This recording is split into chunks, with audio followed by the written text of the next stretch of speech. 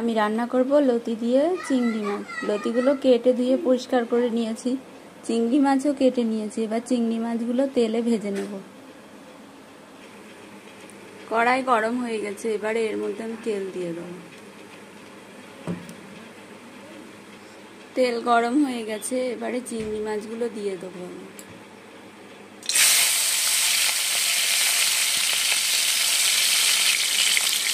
এখন দিচ্ছি হলুদ গুঁড়ো আর দিচ্ছি লবণ।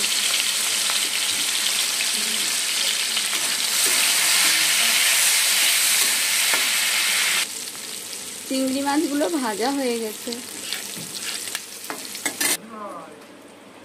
এবারে ওই তেলের মধ্যে আমি দেবো পেঁয়াজ কুচি,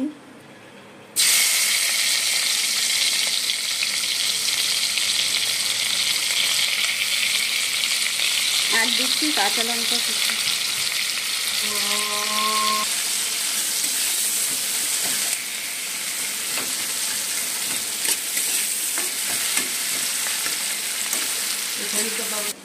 এবারে দেব রসুন থেতো।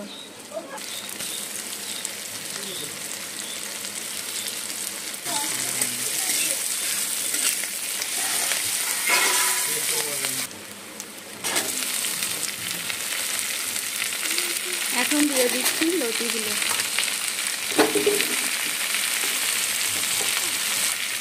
এখন দিচ্ছি স্বাদ মতো লবণ, আর দিচ্ছি হলুদ গুঁড়ো।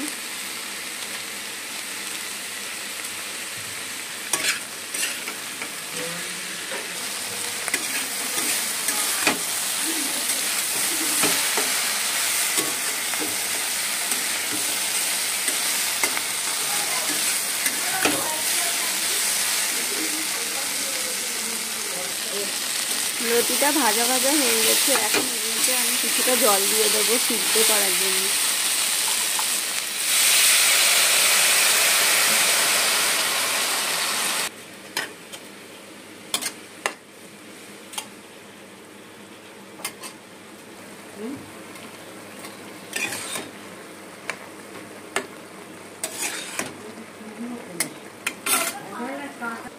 এখন লতির মধ্যে ভেজে রাখা চিংড়ি মাছগুলো দিয়ে দিচ্ছি।